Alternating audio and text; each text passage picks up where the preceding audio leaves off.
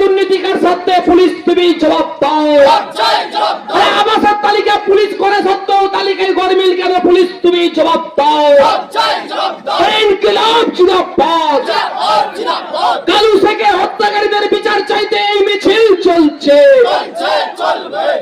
আবাস যোজনা ইস্যুতে তৃণমূল কর্মীর হাতে খুন হওয়া কালু শেখের অপরাধীদের শাস্তির দাবিতে জঙ্গিপুর টাউন ফাঁড়ি ঘেরাও করে বিক্ষোভ সিপিআইএমের। সোমবার বিকেলে জঙ্গিপুর টাউন ফাঁড়ির সামনে বিক্ষোভে ফেটে পড়েন বাম কর্মী সমর্থকেরা।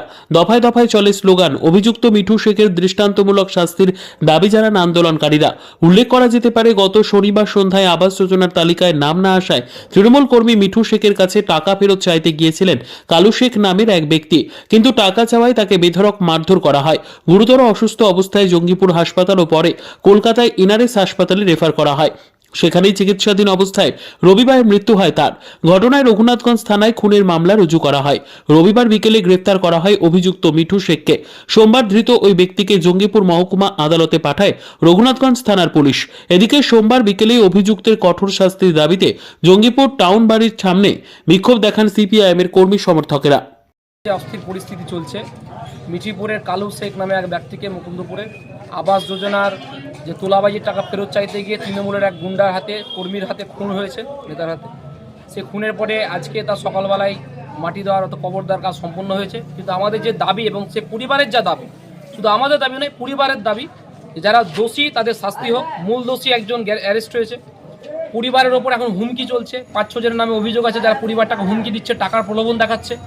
আমরা গতকালকে আইসি সাহেবের সঙ্গে পরিবারকে সঙ্গে নিয়ে দেখা করেছি। আজকে এপারের যার জুরিসডিকশনে আছে, এপার জঙ্গিপুর ফাঁড়ির যিনি আধিকারিক আছেন, তাকে আমরা ডেপুটেশন দিলাম যে পরিবারের লোককে যে প্রলোভন দেখানোর চেষ্টা করছেন, হুমকি দিচ্ছেন, এই ভয় দেখিয়ে বা প্রলোভন দিয়ে যেন মূল দোষীকে যেন ছাড়ার কোনো ব্যবস্থা না হয়, যেন তার চরমতম শাস্তি হয়।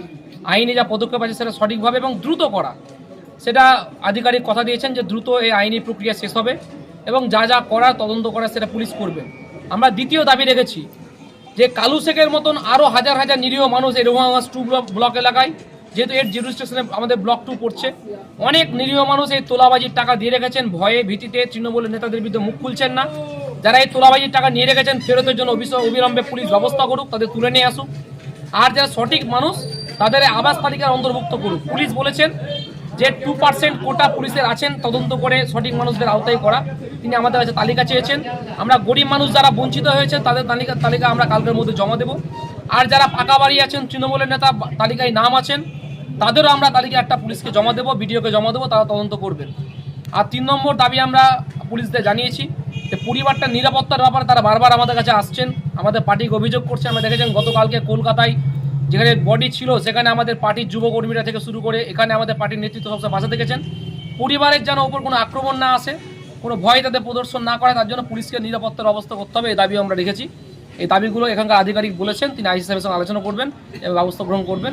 আমরা এই দাবিগুলো পূরণ হলেই খুশি হব এবং যিনি দোষী অ্যারেস্ট হয়েছেন তার চরমতম শাস্তির দাবি আমরা করছি। আমি মিজানুর রহমান, সিপিআইএম মিঠিপুর এরিয়া কমিটির সম্পাদক। ধন্যবাদ।